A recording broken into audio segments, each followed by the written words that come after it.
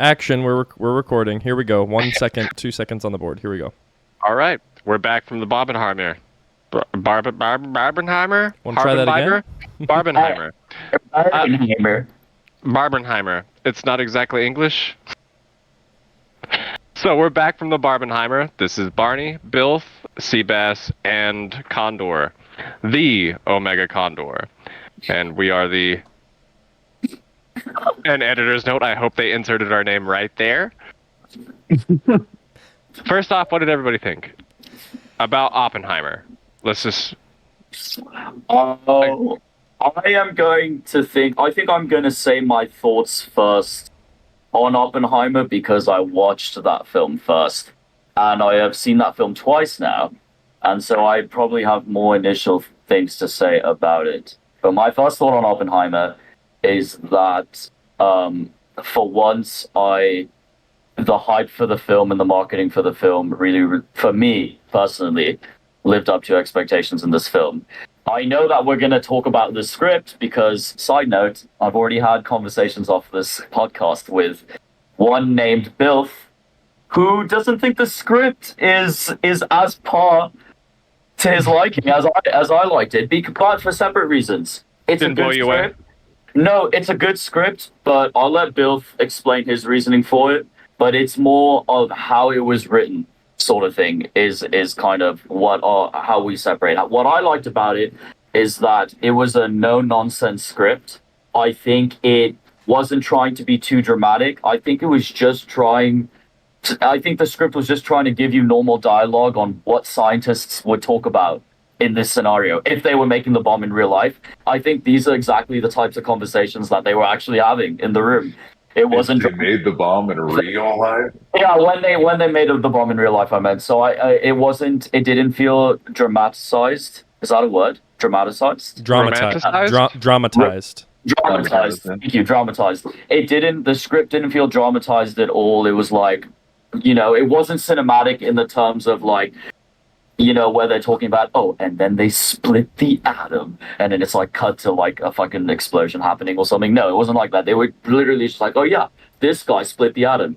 Oh, that's impossible. They don't have the technology yet. Blah blah. Like they were legitimate like conversations like we're having with us now. They felt like very normal, grounded conversations. And I think that was a bit of a different take for a Nolan movie. I think Nolan usually likes to make things more dramatic and more cinematic. And he does in the visuals, but I think with the script, I think he wanted to make it very real in terms of what types of conversations these scientists would have, which obviously we would never understand in real life, and I think that was the point of them. Yeah. So, and for me that hit. I liked the normalcy of it. I did like it. Obviously the sound design was insanity. They're gonna be nominated for every single Oscar, and that has to do with any sort of post-production type of thing for this film. So that is my initial thought on the film. I did just think Cillian Murphy did amazing. Obviously he actually carried that movie. You could feel the weight of that entire movie rested entirely on his shoulders, which as an actor, we all know that, not that none of us have ever taken on a role like that before where you have to carry it, but we all know the pressures of what it's like to perform. And for someone to have to do that type of performance on that big of a scale, carrying that kind of a movie with that kind of a cast that they had, which we can talk about more a little bit after, is crazy to me. But yeah, that's my initial thought on Oppenheimer. Someone can go next time. Okay. So I liked it a lot. There was a lot. It was dense. It was very dense. And something about the way that the Nolan hype cycle works made me expect a Batman movie about real life for some reason. So the fact that it was such a drama and such a biopic about a physicist doing, work for the US government, it just was a lot more straightforward than I was expecting. And like you were saying, Seabass, like Cillian Murphy seriously carries this movie, and he makes what could be like a normal biopic into something that feels different. And yeah, Nolan's obviously to blame for that as well. But yeah, it fights against being just a normal drama with normal, exchanges between men in rooms. I think And it's it also does. I think it's also for you. I think it's hard to relate to the script for any of us as much as maybe a Batman script because we're familiar with the comics or Nolan Bat because we don't know anything about quantum mechanics. I mean, So a ton of the conversations they're having Hey, is dude, also. Arnie could secretly be a quantum physicist. You I have know, no idea. I know a little bit about quantum mechanics, just a tiny smidgen. I mean, Dabbled. I did mathematics in university, and that is typical. I majored in that. I took consumer math in high school. Let me say, I made. But Give me a legitimate Sebastian, rating of the film when you're when done. I was talking to you about the script initially, what I was really talking about, it was only like one thing, and it was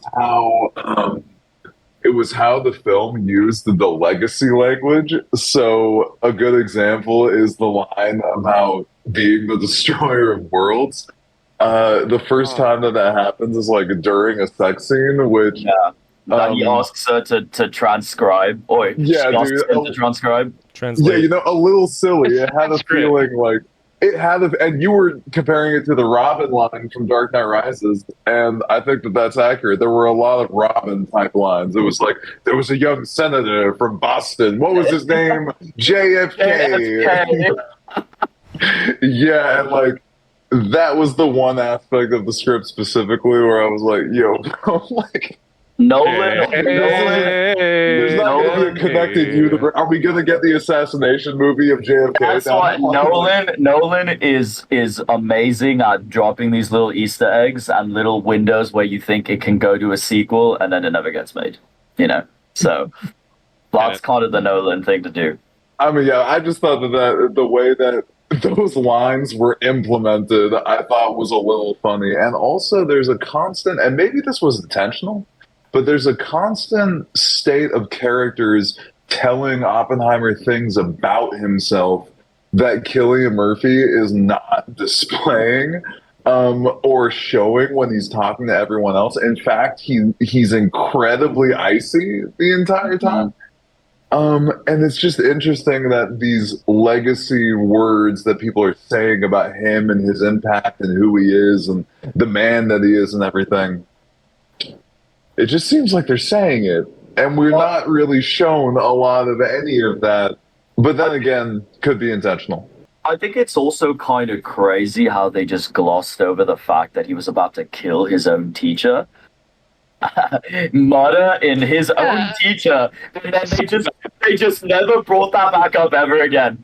Okay, reading the biography, that Apple thing seemed like it could have been a nervous delusion because he was not sleeping or eating at that time, and he admitted it to somebody. He said, "I put something in the apple." Like it seems like it could have been a paranoid episode just as easily as it could have been real. But also, that scene is in color, and all the color scenes are objective. Also, or fusion and fission. The apple is brought back up when they mention that professor again, saying that professor's working for the Soviets, and it shows the professor biting into that same apple, but he's not dead. He's working for the Soviets.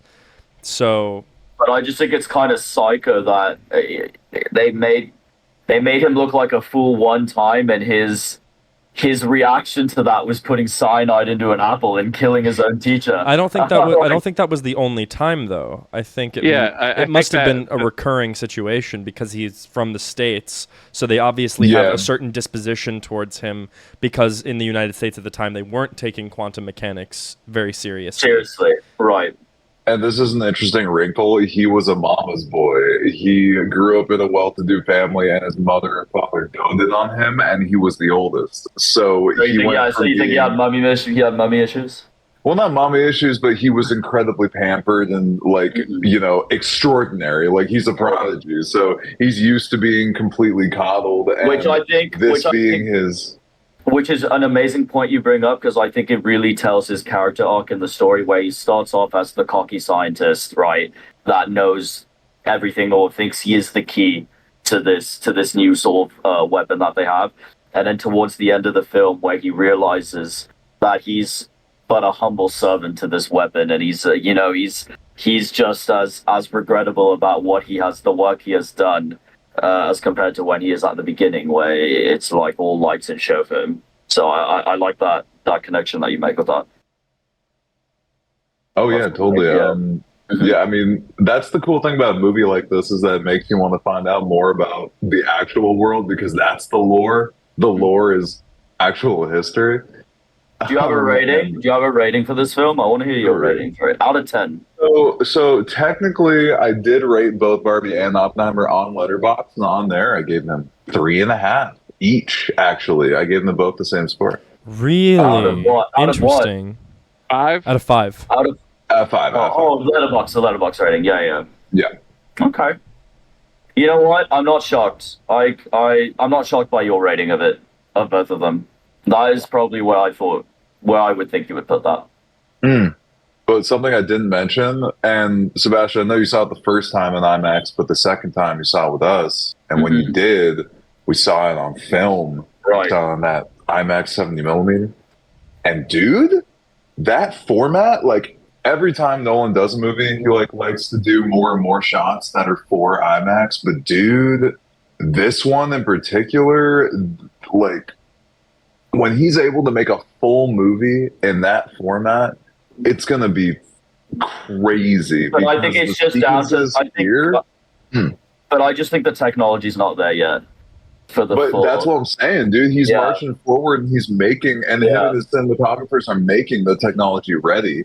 For that, and that's just so cool. And there's a lot of it here. I said, okay, going back to Letterboxd, I said there that it's the kind of movie that gets me excited for the future of the medium, and that's definitely how I felt coming out of it. I was just excited about movies, and I was thinking about like, damn, bro, that was a movie. I feel wet with movie after getting out of there.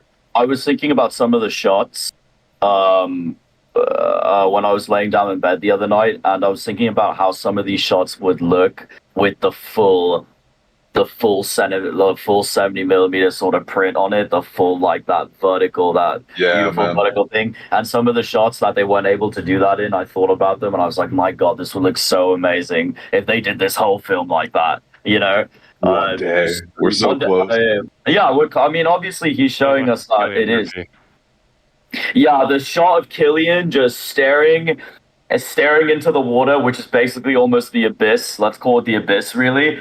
And when he says that line, when he tells Albert Einstein that we did, I was like, oh, that shot of him. Yeah, we would do the chain reaction. I think we did. I think we did. Oof. Yeah. But insanity. What a shot. Dude, that first shot that is in the full format, and it's the whole thing, and it's just those little drippy droppies of water, and they're making little ripples because he made ripples. I have a fun fact about those raindrops. Those raindrops were added on purpose by Christopher Nolan because Cillian Murphy at the beginning of the film was struggling to figure out how to play this character, and he was struggling at times. It's in an interview that they did, and Christopher Nolan gave him a piece of advice, and he came and told him, "You gotta dance between the raindrops with this character," and that is why he put those raindrops in. That's why the very first shot of the film is his character looking at raindrops on the floor.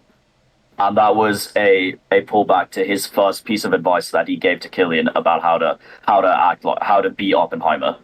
So I thought that was super cool that he added that shot in at the beginning of the film.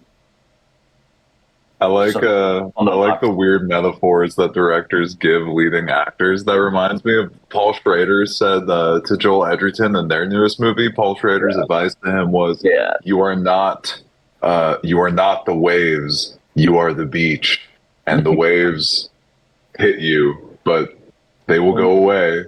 We all know. Stay. I thought this movie was spectacular. There was very few lines that took me out of it. I'm like, okay, well, that was definitely a choice. But I thought Cillian Murphy Florence Pugh. There's so many actors here. There's too many damn actors to name. Everybody came in and put in the A-game effort. Everybody came in. Like, this is a no small actor type of performance by everyone. I can't give enough praise for all of the actors and what they chose to bring into this. I do have my hang-ups with this, like the Bhagavad Gita line. I don't understand why that was needed. I thought the breakdown of Oppenheimer's character in those interrogation scenes was jarring, and it put me in kind of the hot seat with him. Like the sudden nakedness scene threw me. I have to give an extra shout out for Florence Pugh for that one. Hey, shout out to Florence. To a whole room. Shout out to Florence. Oh my god. And she's giving Killian the best ride of his life. And just like the look in her eye, looking right into Emily Blunt's eyes, just wants to be anywhere else in the world. Yeah, dude, that was magic. That was movie. I thought must have been what? I just like the beauty of that scene is that it's so jarring, but it has to be like because it's him naked first, and he is on display for this board of people. Like he knows he cannot hide anything. Yeah, that's why I think that the symbolism for that was for sure. But also for her, like for Emily Blunt's care, for his wife, for Oppenheimer's wife, like for that, like she begins seeing this event. Like she got to relive it all over again. Exactly, because again, she says it's both of our lives. They're picking apart our lives. And then the multiple, like the soundscape of this movie is it's the actors and the soundscape. I will say the writing is the weak link, and it's not a very weak link. I thought the soundscape was beautiful. Like I would say that the cinematography, while good, was very base. It seemed very simplistic in the cinematography. But I mean, obviously, it's a biopic. It's a realistic story, so they're going to shoot it in a realistic way. You're not gonna get those Inception and Dark Knight shots because that's just fictional stories. You know, Nolan fictional stories. It has to be very grounded, especially if it's a biopic. But we got those type of shots though. We got the atom shots or whatever the Oppenheimer viewpoint was, how he saw the world, and those how they got some of those shots. I'm so confused. Like the very last shot in the movie, I'm very confused of how they got that practically. Like I want to know how many missiles they shot up into the air to get the jet streams of how the world was going to end. Well, so I think what Nolan said in an interview that with those types of big shots like that, he scaled them down. So they're he scaled them up. So they're like probably little teeny tiny torpedoes he shot in the air, and he scaled them up in the camera to make it look big. And he did that for the bomb as well. The bomb is one of the worst the special effects of the movie, in my opinion. I think so too. The sound does the bomb. If the sound wasn't there, it would not be an atom bomb to me. The sound because I went back and watched an actual nuclear explosion, and it's just nowhere near what that film obviously showed. It seemed a little underwhelming for the like the mushroom cloud just seemed. But the sound kicks it. Like wait, but guys, like there is no sound. There's no sound of the nuclear explosion. We don't even hear it. Yeah, we do. It's delayed. It's not the fucking explosion, bro. It's what's it called? It's the people. It's the crowd. The whole movie, it's building up to the revelation. No, I know, but we get the delayed sound of the explosion though. It's quiet for like 30 seconds. For us, the audience, we experience the bomb explosion, like the ignition, the delay of sound, and then the sound catching up to light. Oh yeah. Yes. So yeah. Like, oh, I feel like I was almost deafened in the theater, like twice. One I knew was coming, and the second one I was like, is it coming? The scene where where he's addressing the crowd after the bomb and they're just banging on the bleachers or whatever. Oh, that was loud. Well, that's what I'm talking about. That sound is what the explosion is. A lot of the movie, those sound effects of the explosion are that. And then when that scene finally does happen, like, oh, that was cinema, dude. That's a magical scene for real. And also, as someone that has social anxiety, very, very interesting and relatable subjective scene. Yeah, I give Oppenheimer 8 out of 10. 8 out of 10. That's a good score, solid score. Yeah. Where would you rank it in your like Nolan verse? Is it like top 3 Nolan film? Is it like mid-tier Nolan, bottom half of the Nolan? Like that'd be interesting. I'd be interested. I mean, that's a good question. Wait, you go first with that since you already went. I'm not gonna do the whole rankings, but I think I would. Not the whole one, but yeah, I'll do a quick 3. I'll do Dark Knight, Inception, and I haven't seen Oppenheimer on a lower format though, so I don't know. Theatrical release, I would say Oppenheimer 3. Yeah, I'm not putting Oppenheimer above Interstellar. I'm just not. I definitely like Oppenheimer more than Interstellar. I'm just not. I have Dark Knight, Inception, I think Interstellar, and then Oppenheimer, but it's really close between Oppenheimer and Interstellar. But I don't think right now, I don't think I'd put Oppenheimer over Interstellar. I think you're right because I haven't seen it on DVD. I know Interstellar can hold up when whatever format I see it in theatrical release and a DVD and Blu-ray. I don't care. It's still a good film.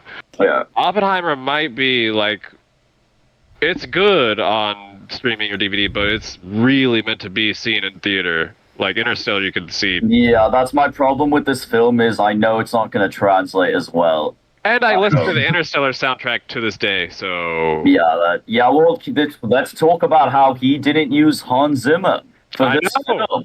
What is that about? It already happened on Tenet. It's, I bet, but I will say, I'm a personal fan. Hans Zimmer's doing Dune. But no, I get that. But I will say that Ludwig Göransson is actually one of my favorite composers working today right now. Me too, which is why... Dude, when I saw Tenet, which was only like a month ago for the first time, when I saw Tenet, I was so down with the music the whole time. And I was like, this is not Hans Zimmer. This is definitely not him. But who to use, I wonder. And it was him.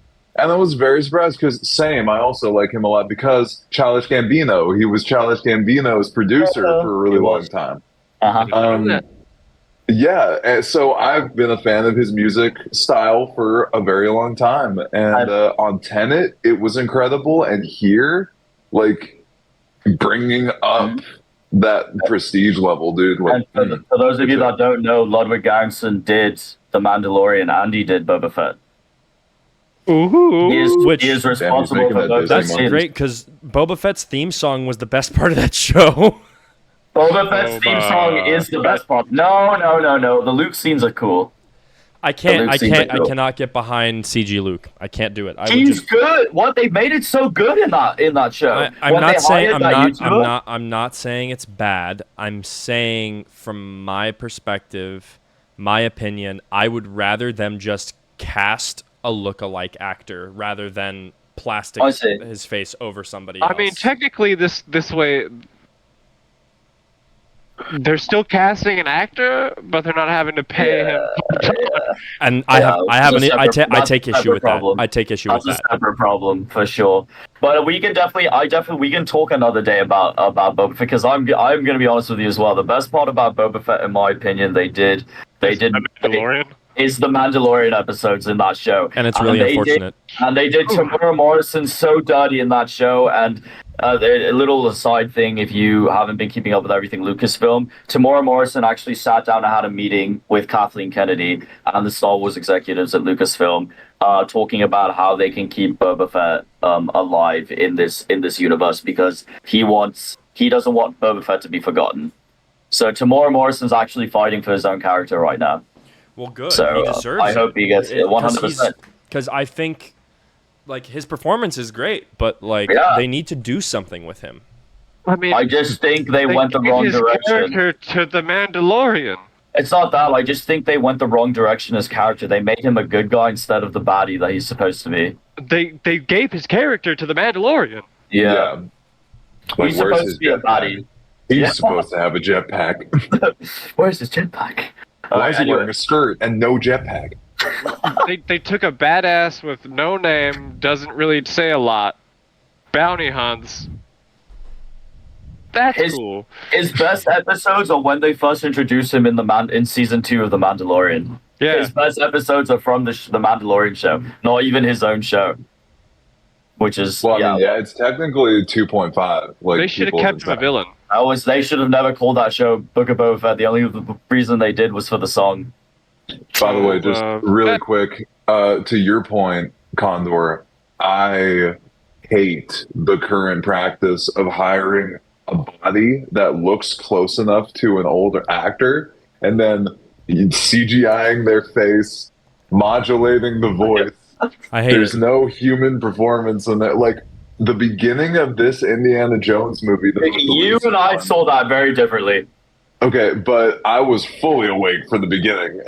And that first 25-minute sequence, he's de-aged. Yeah.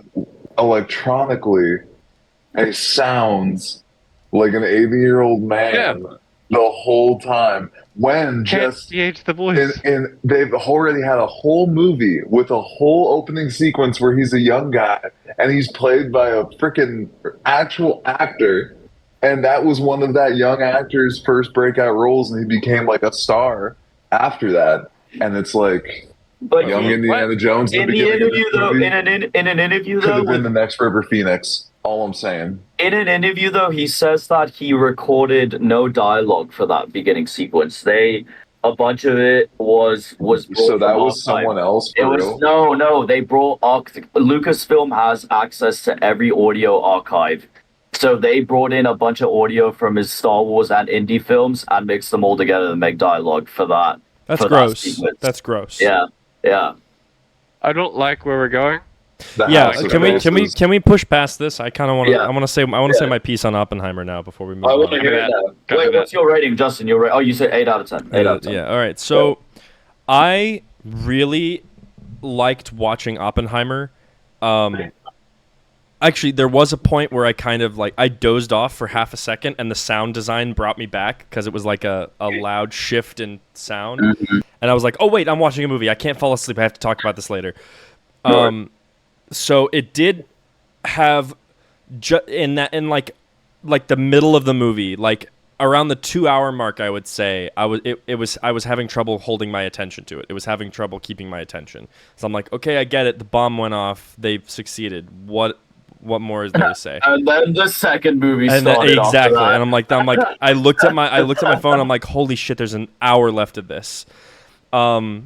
Other than that, I enjoyed watching it. The sound design is great. The performances across the board, stellar. But I will say I am not a huge fan of that type of storytelling, if that makes sense. Because the back and forth, constantly, because it was difficult to tell because Killian looks the same age, even though they gray his hair a little bit later on. And I finally caught on. I'm like, oh, his hair is a little more gray. This is later. I get it now. But I didn't pick up on that at first. I'm like, where are we in terms of the timeline of events? This is really starting to it confused me. I'm like, and so I was thinking, I'm like, yeah, this isn't my brand of storytelling, but I understand the appeal. And the dialogue was interesting enough to keep me engaged. And I didn't know that the black and white scenes were the objective scenes and the color scenes were the subjective scenes. It didn't happen. I wasn't sure of that. I didn't know what the point of it was. Because I went into this movie blind. All I knew was that Oppenheimer makes the bomb, and I'm like, yeah, I know what happens. Any colored scene is from Oppenheimer's point of view and his perspective. Any black and white scene is anyone else's perspective. Gotcha. Okay. So that's why when they begin, you remember when they begin that dinner scene and they're all talking around and they're showing Robert Downey Jr.'s character. Robert Downey Jr. is like, wait, the Russians have a bomb? And Oppenheimer's like, oh yeah, they do, and he's freaking out about it. Yeah. They start that off in black and white because this scene is happening from RDJ's perspective, his character. And then they revisit that scene later in color after he leaves. Yeah, exactly, and it's in Oppenheimer's perspective. Gotcha. Okay. So that's what that was. That's because his interaction with the RDG character wasn't as important as how Robert saw it. Yeah. Or that was one of the running themes throughout the movie. But I thought, I would say I that's really all I have to say about it. The performances are great. The script is solid. The style of the script left something to be desired for me. And this movie was just slathered with Christopher Nolan's style of directing. Like, this was so overtly Nolan that I was like, wow, I feel like I'm watching The Dark Knight right now. Especially like the camera technique they do to, like, when the background starts getting blurry and like shifting, and I'm like, oh yeah, he's done this he does this all the time. I'm like, wow. What were you gonna say, Seabass? Can I point out a weak moment in the script that I actually thought was a weak moment? I really didn't like Emily Blunt's monologue in front of the jury. That one where she comes back and she's telling him to, like, piss off, basically. Oh, it's like her big moment. It has her big moment, and it didn't hit for me. I didn't like the writing. I thought it was very what's the word? Oh, what's the word when amateur? No, not amateur. When something, it was very cheesy. The way she started off, like being submissive, and then she just goes and she's like, oh, but this and that, like, but I don't know. I just didn't like the build. It felt a little fake to me, and I actually didn't like that moment as much as a lot of people did. That might have been an issue with directing and not the writing. Maybe, but that scene in particular, though, I thought was a weak moment in the film for me, and it should have been, and it made me a little sad because I knew that obviously that moment has to be a very strong moment for her character and how she's standing up for Oppenheimer and everything, but it just didn't hit as much for me as I feel like it should have, or it hit for other people. So that was a weak moment for me, definitely. That and the bomb. I do agree, the bomb was a little bit of a letdown as well. But then again, what he's doing is ridiculous. Anyone exploding bombs like that, no one's doing that anyways. So I don't know why I'm even sitting here complaining about it, because, like, no one is even close to doing something like that right now on film in real life without a single bloody CGI shot.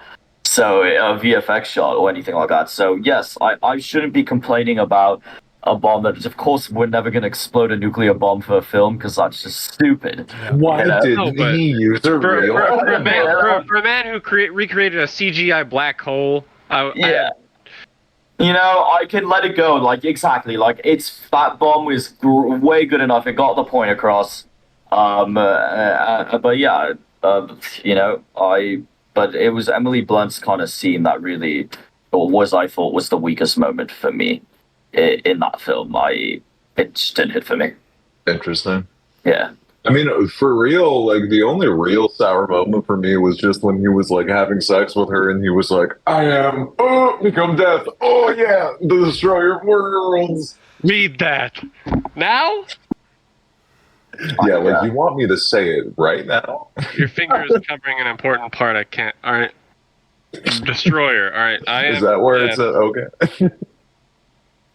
Oh, that's Destroyer? Yeah, nice.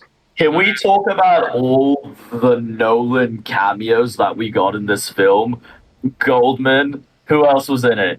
Harry from Amazing Spider-Man 2. You're just calling him Goldman? That was one Dan of the best DeHaan. scenes. That was one of the best scenes in the movie. I'm sorry. And his name is Oldman. I'm sorry. Yeah, Gary Oldman. Yeah, whatever. He's Gary fine. Oldman. He made it, like, it was really easy to dislike that president. Who was it? Truman? Yeah. Yeah. I cannot take Dane DeHaan seriously. like at all. I just can't. He like this. I'm like, man, they put this pipsqueak on screen again. Seriously? Oh my god! But I thought he actually turned in a pretty good performance for what he was in. Yeah. All he had to be was a yes man. Yeah. I mean, yeah. But it was annoying. Why was the Drake guy there, though? Well, that was my question. Drake Bell or Josh Bell? His name Josh is Peck. Josh Peck. Okay. Thank you very much. Josh Peck. Why was Josh Peck in there? It felt very weird for Josh Peck to be in this film, in my opinion. He's an actor. He pushed the button. No, I get it, but it was just very strange. He didn't push the button. No small actors. The button was to be pushed. No, he did. You watch didn't. Drake and Josh? Do they have the Drake and Josh in the England? No, I did not grow up with. I didn't grow up watching Nickelodeon, so okay, that wasn't. Only Disney. Yeah, that's right. He did not press the button. Disney, mainly Cartoon Network. I have to make this clear. Josh did not press the button. He was only to press the button if the voltage did not exceed like 1 kilowatt or something, and the button was to abort. Yeah, why was he to abort? No. I'm just saying to Barney's point that no, he did not press. I just want to make it clear for those of you who were paying attention, he did not press the button. No, he was over. He was gliding over it though. He had to be ready to abort. Like like if it was going to be a dud, he had to abort immediately, or they could lose 3 years of work. And Rami Malek, amazing, but why was he in there? 2 scenes where he's just not saying? He did not say a single word. He does not say a single word in his first 2 scenes. But this is one of those old style. Again, everything about it very old style. But one of the old style things. This guy's an Academy Award-winning actor. Exactly. It just has a cast so stacked that they barely even do anything. They just have a few tiny scenes that. I know you just said you didn't like the President Reeves, but that Gary Oldman scene, even though it's one singular scene, damn, bro. Like, I'm not saying it's poorly performed. I'm saying it's so well performed that it makes it really easy to hate Truman. But I also don't know why we needed this scene of the Russians have an H-bomb, and then Gary Oldman's like, no, they don't. I'm like, what is this fake news bullshit? Like, get your fake news political shit out of here. Give me... I'm like, what? Cry, baby. I'm like, come on. Like, what? Yeah, what? Exactly. Get him out of here. Crybaby. What is... Don't let that crybaby back in here. Yeah, don't let this crybaby back in here. Fake news. The Russians don't have a bomb. And I'm like, you... Really? We had this kind of dipshit president even back then? Like, come on, guys. Who are we electing as president? Rami Malek's scene at the end, though, is really, really good. Well, the speech that he does against RDJ, Robert Downey Jr.'s character, to expose him as the guy that was pulling the strings and setting up that jury and everything to kind of like blast Oppenheimer under the carpet. I thought that was good. But I really think if I could budget costs for this movie, I would have never put Rami Malek in those first 2 scenes because he was pointless. They could have saved a lot of money just right there. Well, they had to establish that he was there. They had to, but also it didn't seem right because it's like, when did Rami Malek ever interact with Strauss? Yeah, exactly. As well. Well, besides little like throw paper in Rami Malek's face or whatever. Yeah, but like bullshit charts. So I mean, to round out my points, Oppenheimer gets an 8 out of 10 for me, but I also do not think I give it a top 3 spot. I don't think it's a top. Yeah, can I hear your little quick little ranking, like a top 4? Quick little rank: Dark Knight, Inception are top 2 for sure. Mm-hmm. Number 3 is. It's a toss-up between I think it's Interstellar for me. I like Interstellar a lot. I had a lot of feelings watching that movie in theaters when it came out, and I have a lot of feelings watching it now when I watch it on DVD at home. So, like, what's the first Nolan movie called again? With an M? It's with an M? No. Memento. Memento. I will say that I do love Memento a lot, and in a future list, I might even have that over Oppenheimer. I honestly haven't seen Memento or Tenet, so I can't. Watch Tenet blew my mind. Tenet, I don't know what Tenet did to you, but that movie is hot garbage. I was given good advice, but someone who's seen it before gave me good advice about watching it, and when I watched it, I followed their advice. Was trying to be too smart for its own good. No, it wasn't. It doesn't make actual sense. It's not. I know it doesn't. That's the secret. I know it doesn't make sense. It was Nolan's. I just want to write a cool ass, badass action movie where bullets go backwards, like the Wanted movie where they curve the bullet. I think even Nolan lost track of that movie, if I'm being honest. Dude, I don't think so at all. I know Nolan's Nolan, but I even thought he was like, wait. He probably had to remind someone, be like, wait, what am I doing? What happened here? What am I doing again? I think it's one of his best movies, in my opinion. I really liked it. That's crazy. But, is it in your top 3 though? I would honestly say it's number 3. Yes, Jesus, and also I have a hard time getting rid of Batman Begins in my top Nolan movies because I love that movie. I do, dude. Yeah, that movie and Dark Knight. They really they're equal Oppenheimer. In my eyes. They flow really well.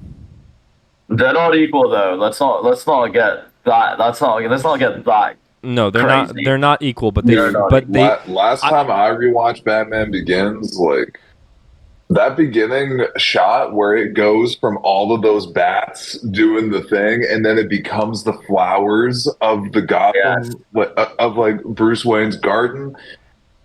What about the beginning shot of Dark Knight where they're just panning out to the whole city and then the window just explodes and they're just coming out? Come on, man.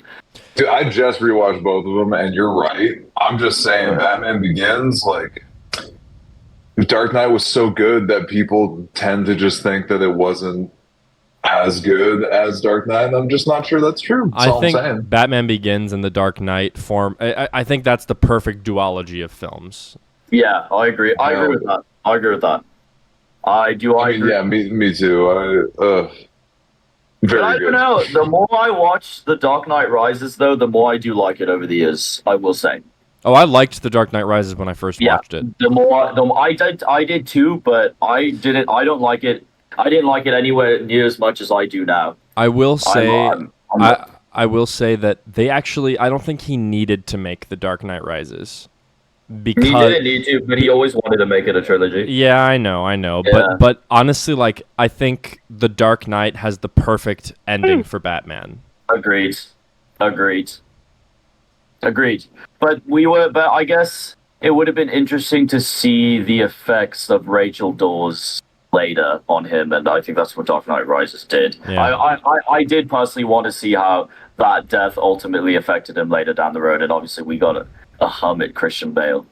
That ending is also very good, though. For Bruce's character, the ending of Dark Knight Rises. Oh yeah.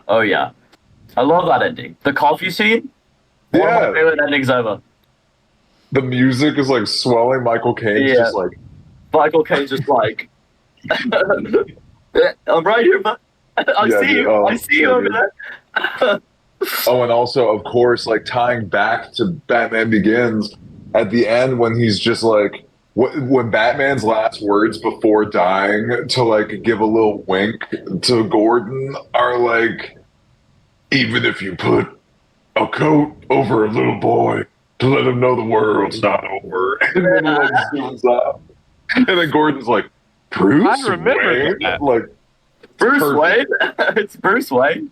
Bruce Wayne? Like, oh, dude, perfect. There's obviously a little things about the film too that's funny. That movie magic, dude. Nolan has a sense of like blockbuster, epic movie, just storytelling. You know? Okay, but I'm actually excited. Oppenheimer has that DNA in it too, and I really enjoyed it for what it was, and I need to watch it again because it's dense as. I think that's a movie that rewards rewatches, for sure. Oh yeah, dude. Like with the subtitles on. Condor. What? What's your score? My score gets an 8 out of 10. 8 out of 10. It's not the perfect film, but it is really, really solid. I haven't given my score, but I'm going to give it a 7 out of 10. No, 8, 7, 3.5. 3.5 out of 5, though. I know. So he's basically like a 0.5. or 7 or an 8. So I all we put it can right in the middle, about it. 7.5. Like I said, it's a great film. I think it does, and Michael spoke about this before, and I agree with him. I think this film does more service towards the industry as a whole than it does as an actual film you're watching. Right? Yeah. I mean, honestly, it's brought with the help of Barbie, obviously, with the whole Barbenheimer phenomenon that we just kind of went through. It's really like awoken the Hollywood spirits a little bit because I don't know. We're about to go into the other half of this coin. Condor, do you want to go draft style? Do you want to start off with Barbie, and then I'll take it back to you? Sure. Barbie was bad. Not all of it. I didn't, but good God, it felt like a fucking fever dream. Michael is gonna. Michael has some stuff to say to this for sure. It felt like a fever dream. I came out of that movie asking myself, "What the fuck did I just watch?" It is very visually striking. I like the clear definition of Barbie Land versus Real World. Even though at Mattel, it kind of the lines get a little blurred, but that makes sense because Mattel are the ones making the Barbies. Right. And it's got the performances are good. Makeup left something to be desired. Ryan Gosling got done real dirty with that fake tan. He looked a little too orange for my taste. He looks about as orange as Bilth and Seabass do right now. And the platinum blonde. Because of Bilth. I know. Like, I will say they did not do him any favors. I get why his abs were painted. I get why his pecs were painted. I just don't like that the paint was so like his pecs looked so spaced out, and I'm like, what? That doesn't make that. I don't get it. And the platinum blonde was not doing him any favors either. I'm like, maybe Beach Ken is platinum blonde, but Ken is blonde. No, he's not platinum blonde though. He's like Ken. He's like your hair color blonde. What are you trying to say? Stereotypical Ken is. What did you just say to him? Physical properties aside, though, I think he was the best performer. Oh yeah, absolutely. I mean, well, I don't know. Margot Robbie did a very good. I think she did a really good job. I actually think Margot Robbie was one of the weakest. Really? I'm shoving aside the daughter because the daughter was terrible. The daughter was the worst actor in that movie. She was I'm sorry. 100%. Yes, that's what I'm saying. Shove aside her because she's the worst by far. I actually thought Margot Robbie was carried in that film a lot.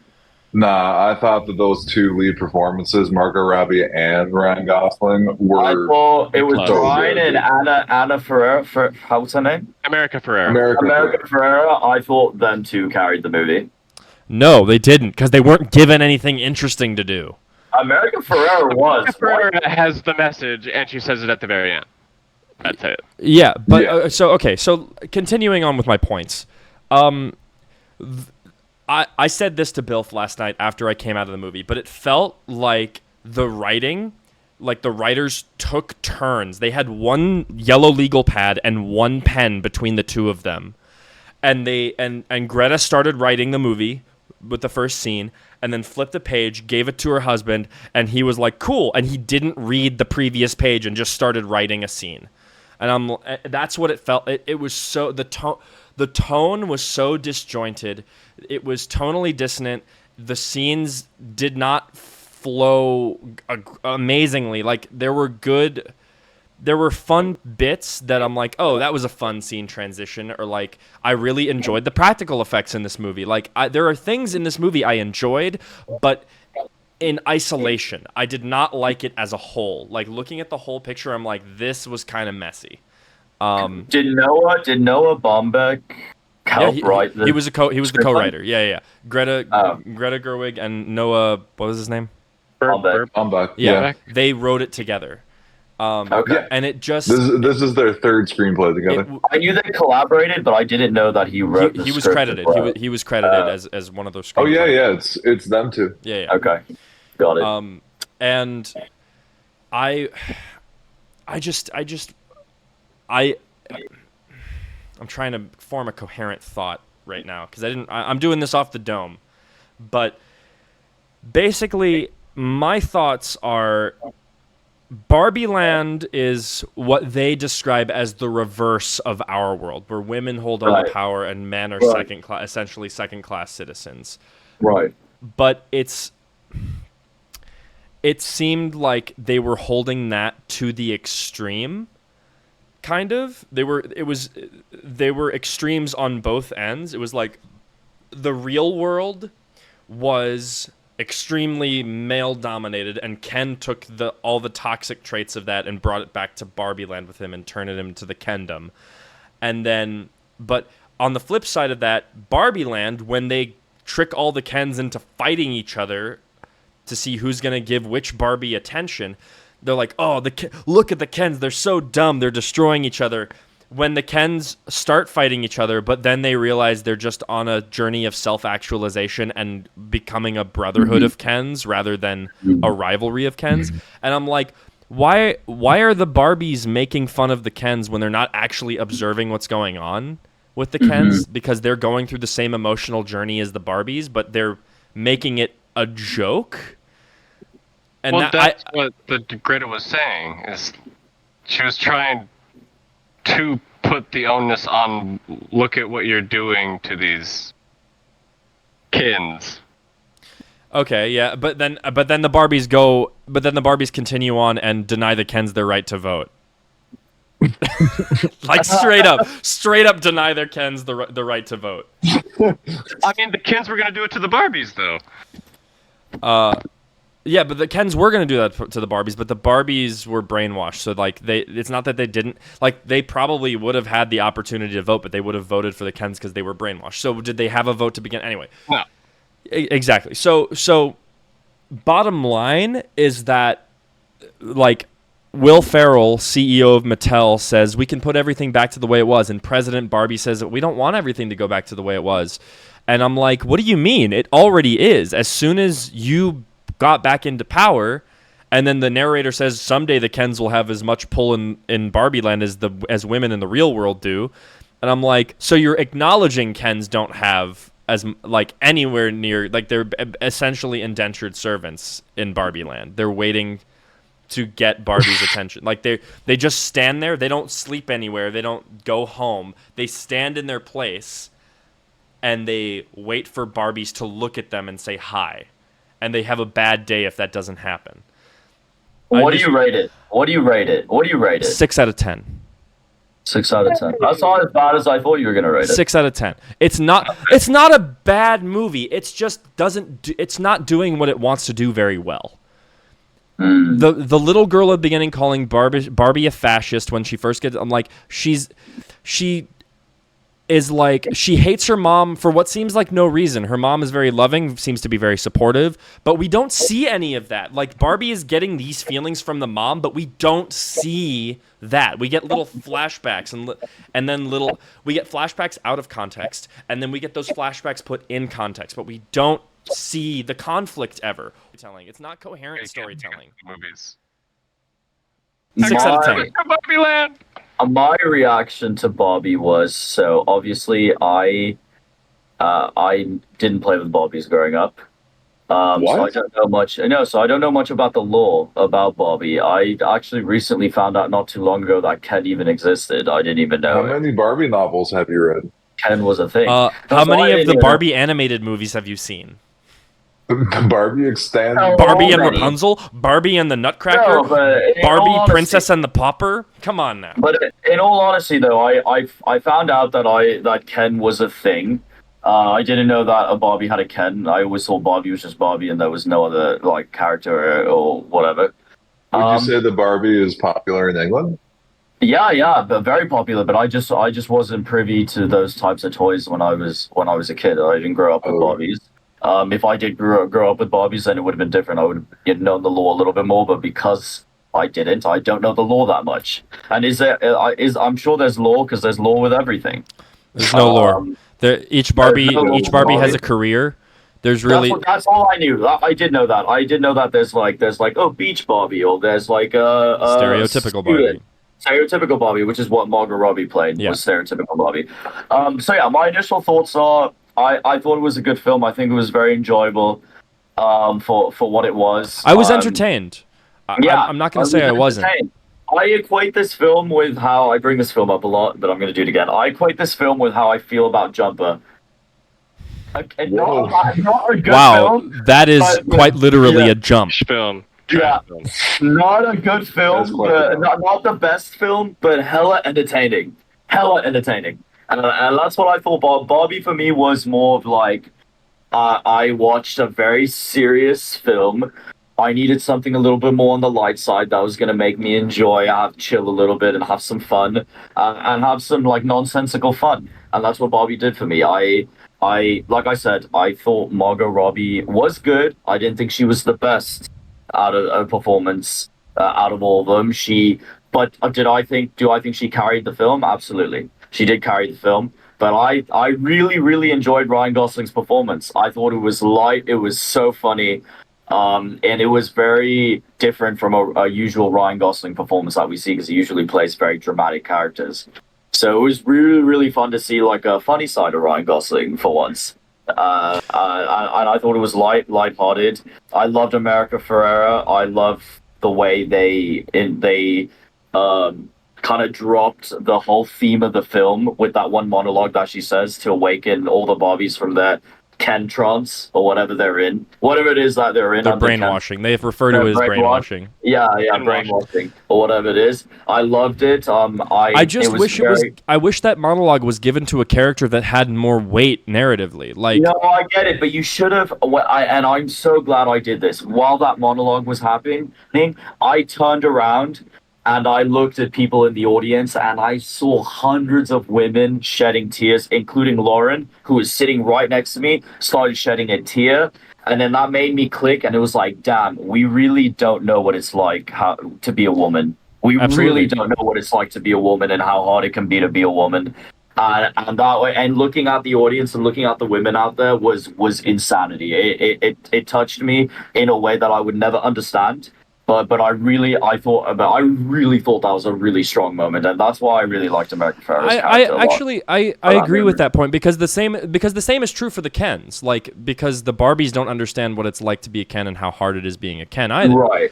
Because it's like the Kens identify themselves through their Barbies. So I think that is an excellent point, that we don't understand, as same as the women don't understand, because there are a lot of men, like men that I know personally, who identify themselves through their partners. Right. Sorry, I don't want to make this about men, because it's about, but it's. No, but I'm just from the perspective of a man watching the movie about Barbie. That's the opinion I can. I believe that's the opinion I can share that holds weight. And kind of to roll off of what you're saying right now, there was a lot of like this film has been attacked a lot as well by people who think this is a quote unquote man hating film. I didn't think it was a man hating film. I don't think it is. I don't think it is even in the slightest. I think it's Greta Gerwig actually trying to even the playing field between men and women. The underlying theme is equality for all. It's not like women over men. It's not men over women. It's men and women are right here. They're right here. They're very what's the word? They need each other. They complement each. It's a very symbiotic, complementary type of relationship.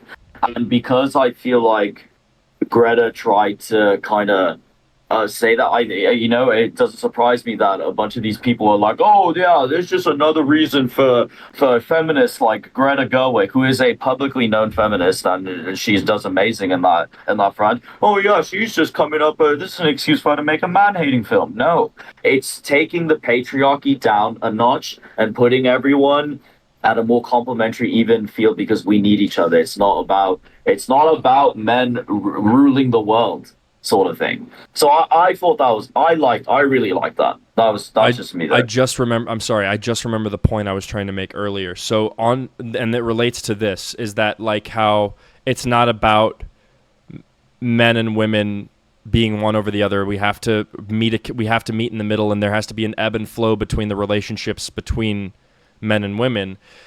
That as an audience member watching this movie, when Barbie Land can't come to that understanding, As an audience member from the real world, I'm like, how are we supposed to get there if even Barbies can't do it? I'm like, I expected this movie to show, like, to teach us something about gaining that status of equality between men and women. But it didn't really keep talking. I'll be right back. It didn't really do that for me. It just acknowledged that there is a disparity between men and women that needs to be addressed. But what is the solution to this problem? It didn't really, I don't think it offered that solution. And I don't think movies aren't there to offer solutions. They're there to get you to question. They're there to get you to ask questions, start a dialogue. That's fair. About all the movies that tell you the solution or the answers, I hate them. Fair. That's what Sound of Freedom is, supposedly. No, that is not this movie again. Oh, God.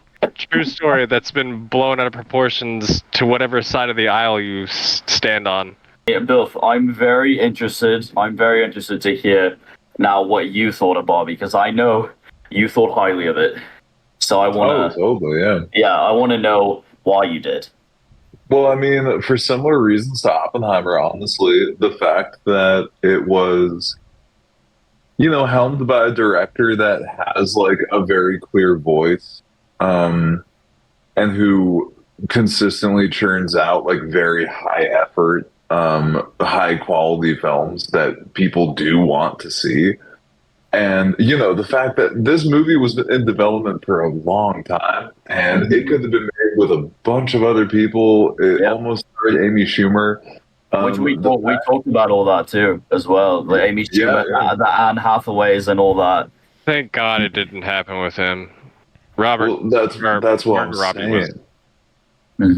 Well, Margot Robbie is literally the most Barbie-looking person on the planet, I think. Exactly.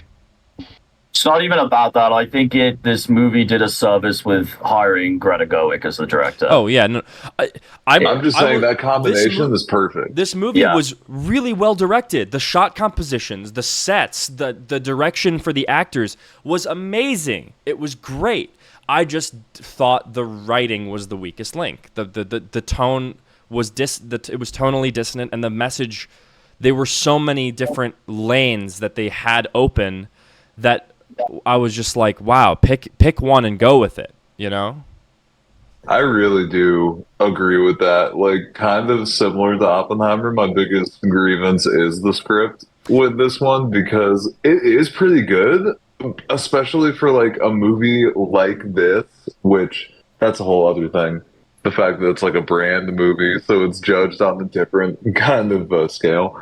But the screenplay tries to do too much, and there were a few parts where it could have been a really good version of whatever direction it was going before it turned. Like, you're right, it's in too many lanes. It lacked focus. It needed just a little bit more focus.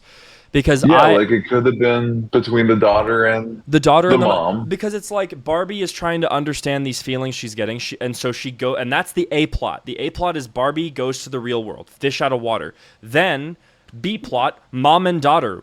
Show us that relationship. Show us the dichotomy between their interactions, and like why is it, like, is the mom absentee? She seems to be very busy with her job at Mattel. Is the daughter upset with is the father not in the picture? But then the father is in the picture, but he's introduced in a throwaway gag.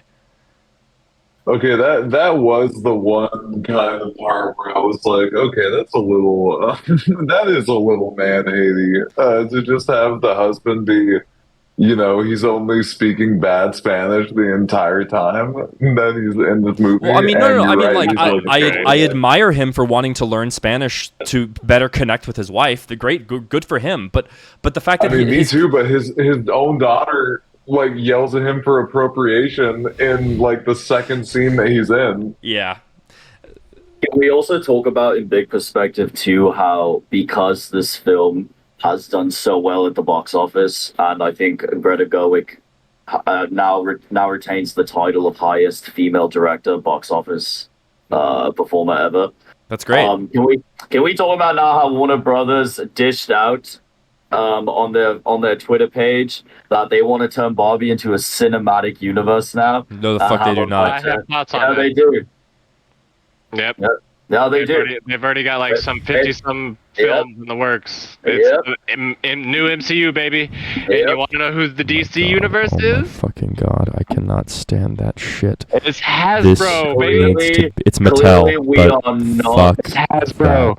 We're going back. This Ouroboros about to eat our. Clearly, we're not learning from our mistakes. Anything that even does remotely well money-wise has to be turned into a cinematic universe automatically now. So that we keep churning that money. And Barbie, and make no mistake, Bill. Barbie is going to become an IP as well. If they keep going down this way. Barbie's already. Did anyone watch the new Transformers movie? Nope. I mean, it's maybe yeah. I mean, yes, I did watch it, and it was bad. So, spoiler, I don't give a shit. I don't either. Tell me. At the end of that movie, there's the start of another multiverse with G.I. Joe and Transformers. G.I. Joe and Transformers. He gets handed a card that says G.I. Joe. And this is where we bring Channing Tatum back in. What? It's a card for real. Is it really a card that they get handed that says G.I. Joe on it? Yeah. That's stupidly silly. That's hilarious. G.I. Joe.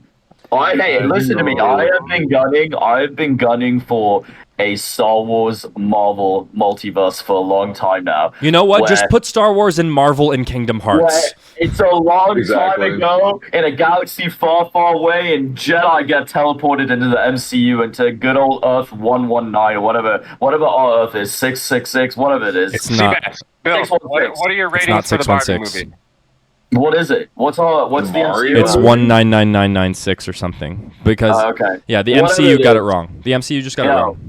Okay, whatever it is. Anyways, my review, my rating for Barbie, I'm going to give it a fairly high review. I think I'm going to give it an 8 out of 10 because just off purely the fun factor of it, I had a lot of fun watching the movie. I loved the message of the movie, and once again, Greta Gerwig's vision was very clear in what she wanted. I don't understand how people are taking this film the wrong way in any sort of way. And yeah, I just think it was a very fun, a very lighthearted, fun movie. It complemented the experience of watching Oppenheimer really well, where I was like blown to bits at the end of Oppenheimer. I barely got to even rest before I walked into that theater.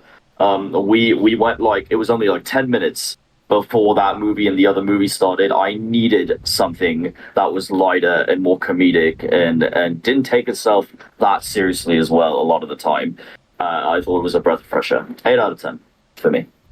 Yeah, I thought that it was a really well-made movie. We were touching on this a second ago, but something I think is really interesting is the lessons that Hollywood learns from success tend to be the wrong lessons. Yeah, they cannot help themselves. Yeah, no restraint. And, today, greenlit, I heard about, it's not a cinematic universe, but Polly Pocket. A Polly Pocket movie starring Lily Collins and directed by Lena Dunham. I did see this. The Lily Collins casting. I saw this. Yeah. Directed by similar feminist director, Lena Dunham. If you don't know who Lily Collins is, she's from the Paris TV show. She is Emily in Paris. Yes, Emily in Paris. Not seen it. And she's from The Blind Side as well. You've probably seen her on The Blind Side. I've seen The Blind Side, but I don't remember her character. She plays the daughter. I can't. Her dad is the guy that's like, I can see it. Phil Collins. Yeah, I figured that was the connection. Yeah. Yes. But strangely enough, she does not have a British accent, so I don't understand how she doesn't sound like she's from the UK. She sounds very American. She probably was raised here, I guess. Maybe. Oh, because Phil Collins is British American. Sorry. Oh, is it? He's not completely British, but he has a very British accent. Because he's not grew purebred Britain? Because he grew up in the UK. But Christopher Nolan, topical, same deal. His brother has a much more pronounced American accent because he went to school in the States. Nolan is British American as well. Yes. Has British American parents. Yeah. He just happened to grow up in England. He grew up in a small town called Surrey, actually. I've heard of Surrey before. Yeah, That's which cool. is a very, very kind of hardworking. I understand why he's the way he is, because that town is a very like blue collar. Like if you don't work hard, you don't, you don't deserve anything, sort of thing. And that seems to me how Nolan probably goes about his life. I'm guessing.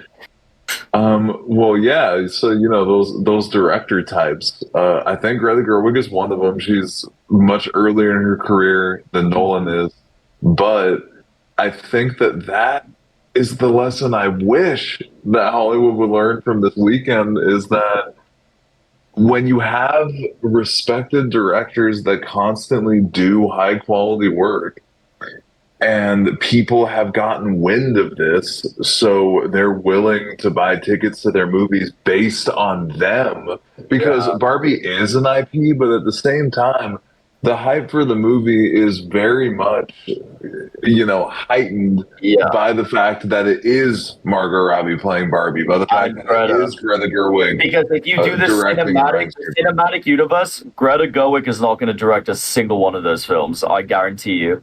Yeah, exactly. You think she's going to make the Skipper prequel? Nah, dude. No, and because of that, I don't even know if Margot Robbie will even want to turn up to any of those, but because of that, those movies will falter. That's going to be of course, yeah, of course, because like, yes, Barbie is an IP, and yes, Oppenheimer is a real person, but technically, both those movies. Originals, like not sequels or remakes, like original movies made by currently working filmmakers that people are excited to look at. They like looking at their work. And in 10 years, we're going to be watching Oppenheimer 2. Return of the Nuclear H-Bomb. Oh, he's going to love it. Oppenheimer 2, the H-Bomb years. Oh, God. The H-Files starring Gillian Jacobs. Oppenheimer 2. It's Cold War time, baby. God. Oppenheimer 2. Chernobyl. Hold me, Oppie. Oppenheimer 2. Hold me, Oppie. No, I'd be surprised if Oppenheimer's next biopic was about JFK. Would be hilarious.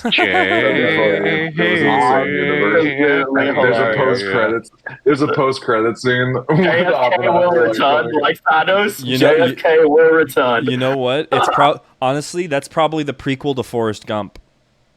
Oh my God. Oppenheimer? It's so funny that we're having this conversation because that's not crazy to say anymore. We're literally living in the midst of multiverses that are absolutely ridiculous. The fact that we're even joking about this, we're not even that joking about it. I would not be surprised if I woke up the next morning and it was like, oh yeah, we're gonna do a little Forrest Gump multiverse with this Nolan shit or whatever. I'd be like, Robert's returning. I wouldn't even be on the going to show up and only contribute his face. As a cameo at the end. Everything is linked. Everyone is here. We are living in a crazy time, and I blame the MCU so hard for all that. See, this is what Scorsese was talking about. And he wasn't saying that they're terrible. He was saying that they changed the way that people think about movies want to tie into each other. All these effing movies want to glide into multiverses and tie in with each other now, and I blame the MCU. That's what I'm saying. So that's the real lesson: is that original movies made by established directors will sell well. Yeah, if you give them a big budget. And the second they sell well, the studio, a little light bulb in the studio clicks, and they're like, "Oh my God, let's make 100 more of these." Yeah, exactly. It's like, will come all the time to come see them. I just feel like we're losing a lot of original ideas. We're sacrificing a lot of original ideas. This weekend's a very good sign, and hopefully the studios learn the right lessons. Look what's coming next weekend. What's next weekend? The Marvels, right? Is that coming up? The Marvels is weekend after next, but I think this one's. Well, I'm actually looking forward to this weekend. This is TMNT. Yeah. I'm not. Boy, I am. Teenage Mutant Ninja Turtles. I don't need to see Into the Spider-Verse again with turtles. Oh, take that back. Take that back this instant. Do not disrespect the turtles like that. Do not disrespect the turtles like that. I would have watched it if it was original. It just seems like a carbon copy they're trying to do of Into the Spider-Verse with this animation now. It's the same thing. It's trying really hard. Listen, it's trying really hard. No. It's trying really hard to be Into the Spider-Verse. Okay, we'll watch it and then we'll talk about it after. Yeah. And we'll see how much it tries to be Into the Spider-Verse. It's not the same thing. Well, we'll see. Also, the turtles it is definitely drawn inspiration from Into the Spider-Verse, but it's... Oh, yeah, I did. Yeah, I did. I can tell that by just watching the trailer. Just because it's like the same animation studio does not mean it's going to be the same. Just watch the tone of it as well. It's trying to be very tonally similar to Across and Into the Spider-Verse. No. I think that's my opinion. Well, when we watch it, I might change my opinion. I might be wrong. But as of right now, just by watching what I've watched... I'd blame the trailer. Maybe it's the marketing. You're right. It could be the marketing. It could be. Very, very well could be the marketing. The newest trailer that I saw when I went to see Oppenheimer today, the newest trailer did not seem like...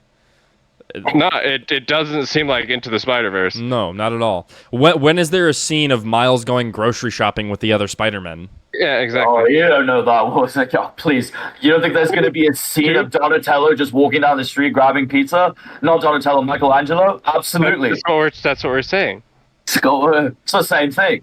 That's the same thing. No, it's not. Okay. What? All right. We'll come back to this next week. We'll come back to it. I'm gonna watch it.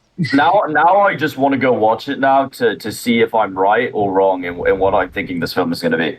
But I mean, hopefully it's just being advertised in a similar way to Spider-Verse, and the actual movie is more unique. This is so typical. This is the problem that we're talking about with the studios. They take something that works and they try to replicate it 1,000 times because it's going to work. They think it's going to work every time. And then they see these movies slowly losing money as each movie comes out. Losing money. And then they wonder why all these projects are getting canned. They wonder why the reviews are awful for their films. They don't wonder why the projects are getting canned. They are canning the projects. No. I mean, they're wondering why these people are not showing up to the movie theater and watching. They're like, oh, why are our box office numbers low? Shit, because you're giving me terrible replicated things all the time. You're not giving me original ideas anymore. I'm bored of watching the same thing over and over again.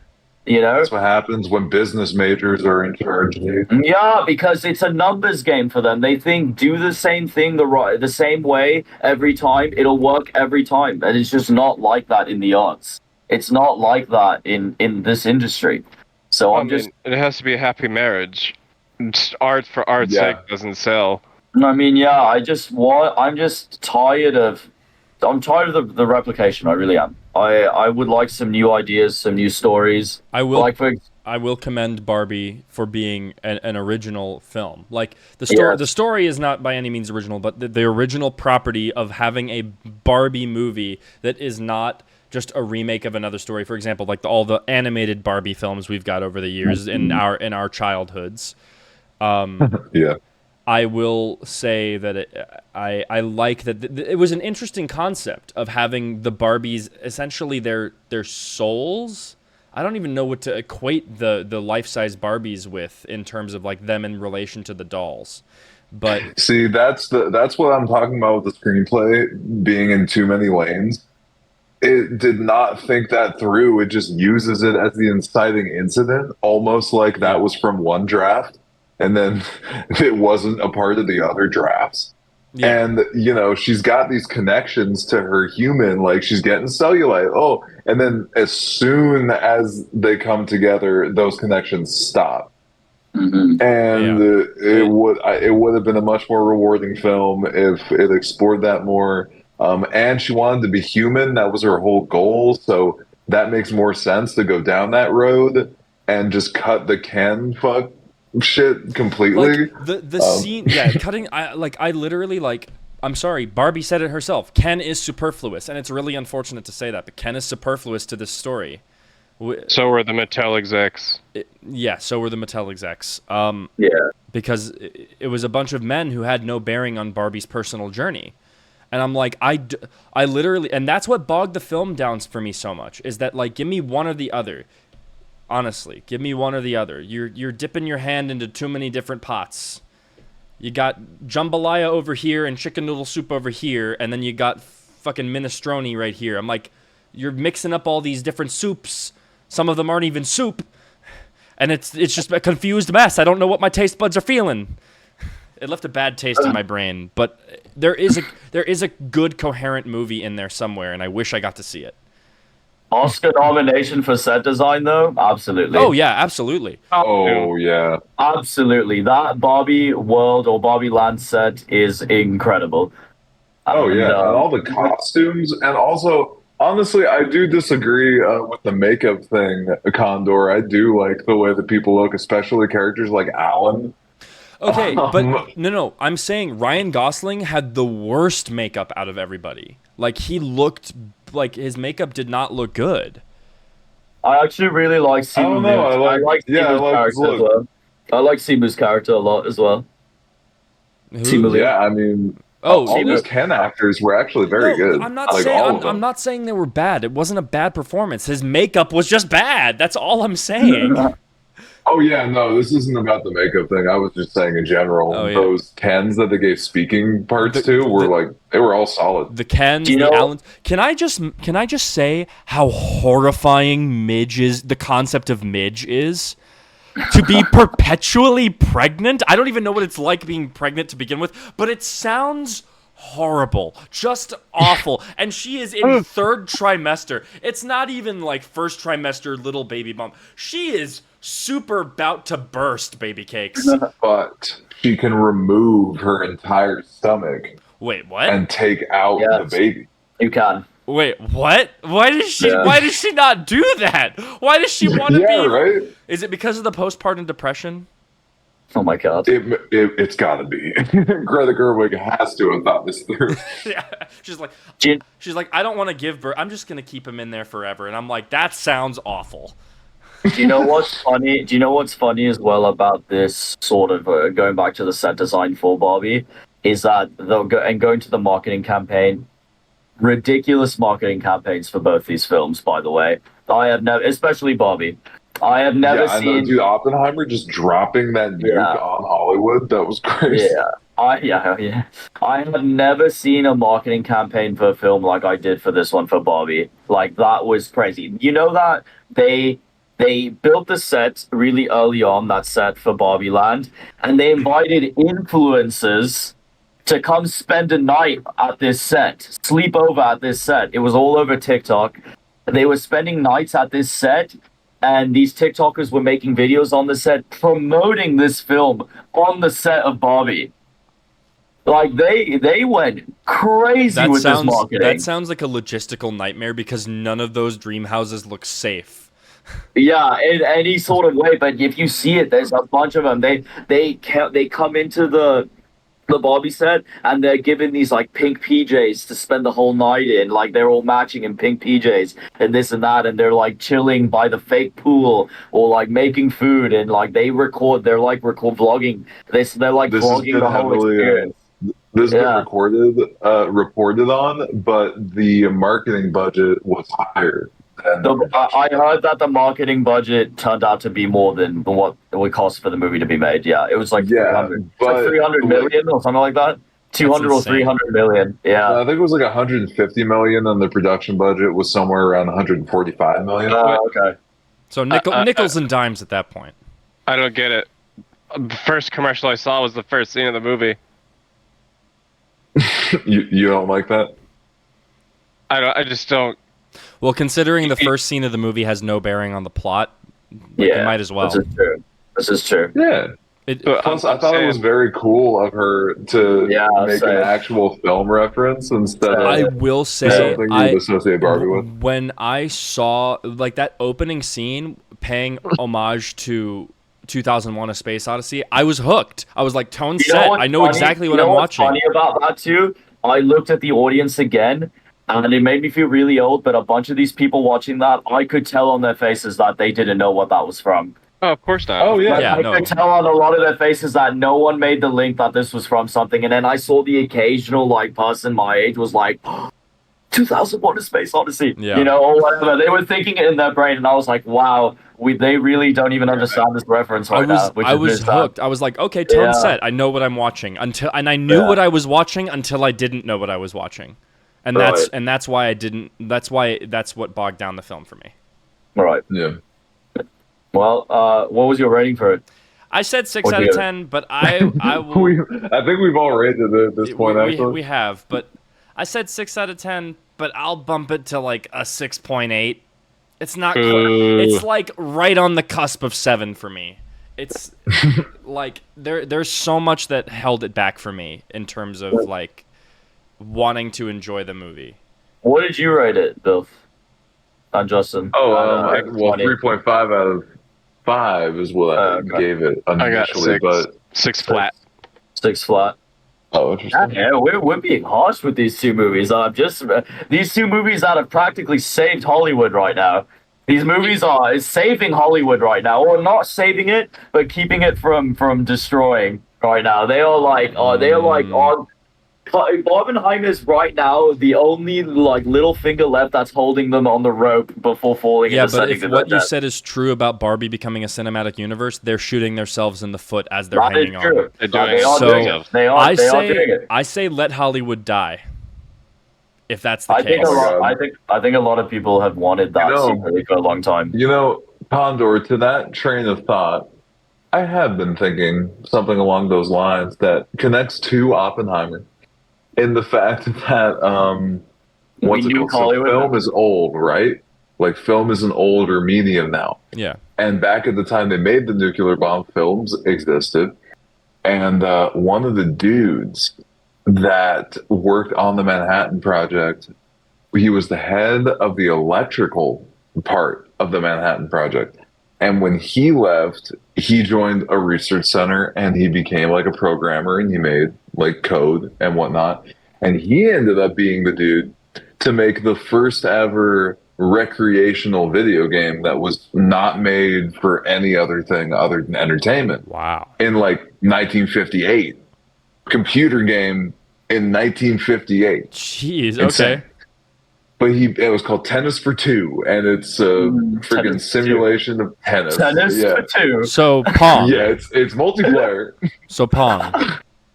It's basically the first thing of what eventually. It's why Pong exists. Yeah, it's the reason that tennis became something that people were like, oh yeah, let's do that with computers. But this dude who worked on the Manhattan Project created the medium of video games. And if you think about it, video games are a post-nuclear medium in a way where film is not. Film is still at this certain place. And I think it's interesting when we see something like this happen, but we know that the film studios are going to just run in the opposite direction with it because it's like, maybe that's not the medium anymore. Maybe we need something else. This was going to be my question to you. Do you think we should evolve from Hollywood, the industry? That's what I think we already have, because Hollywood used to be the major cultural center and the biggest moneymaker. Right. But now, yes, of course, it's got a bunch of cultural capital, but it is not the biggest moneymaker in the world, and it hasn't been for a while now, and it's not even the biggest money-making medium anymore. That's video games. Video games make money annually than any other entertainment industry. Or short form video, like TikTok. I mean, in terms of mind share, definitely. But in terms of money and like units sold, it's video games. Yeah, it's actually the margin is actually quite big right now. It's not even close. That's the other thing. Yeah, the margin is big. Right, but I would say it's the pay to like play models and the Valorant models where people are paying at the ads for customization. It's the battle paying for story experiences. Yeah. It's the battle pass strategy. That's what they had to do in order to be relevant, though. They had to find a way to make 3 times the revenue that video games were making before, and it worked. and it worked. But at the same time, there still are, just like it takes a singular person like a Nolan, like a Gerwig, in order to make these high quality projects. The same is true in video games. And that possibility space, this is what I'm talking about, that possibility space is getting bigger. Yeah. Like bigger and bigger and bigger, to the point where any sort of artist can have a chance of communicating what they want to using those tools instead of just the tools of movies as we know them. And in terms of like piggybacking off of what Michael is saying, I think it would be super interesting to talk about the behemoth that Fortnite did with all this. Fortnite influenced a lot of this. And I just think that it'd be really, really interesting to kind of delve into how Fortnite cracked this and became the cultural phenomenon that it did. And we will cover that. We've hit the 90-minute mark. We've hit the 94-minute mark, and I think we should cover that next time. Yeah, I'm on board with because I have a lot to say about this game. Because for the viewers, I think watching Mika. For the viewers that keep watching right now, that are watching, we are all adamant Fortnite players. We all play, and we all currently play. Except for Bill. Except for Michael. Bill, get on that. We all have a very personal experience towards this game. So yeah, I'm excited to talk about it next time. But sign us off. Sign us off. We're good. Well, really, really quick, the last thought on that video game thing. We already live in a world where engines and Unreal Engine and stuff like that is used for production for visual effects. I can't see my face. Hey, it's a cameo. It's Jake Gyllenhaal. He's back. Gyllenhaal. I'm coming in for a special guest from the podcast talking about my entire acting career. All right. Next time. We need 2 episodes for that. Anyways. All right. Well, sorry, Bill. Good night, guys. It's time to be hitting the old dusty trail, everybody. All right, this is Seabass. This is Bilf. This is Bonnie. This is Condor. Signing off. Thanks for watching. You're not pointing to any of us, but good job. Nice try. In my screen, it was right. This is Condor, and this is my wife. Still not right, but good night, everyone.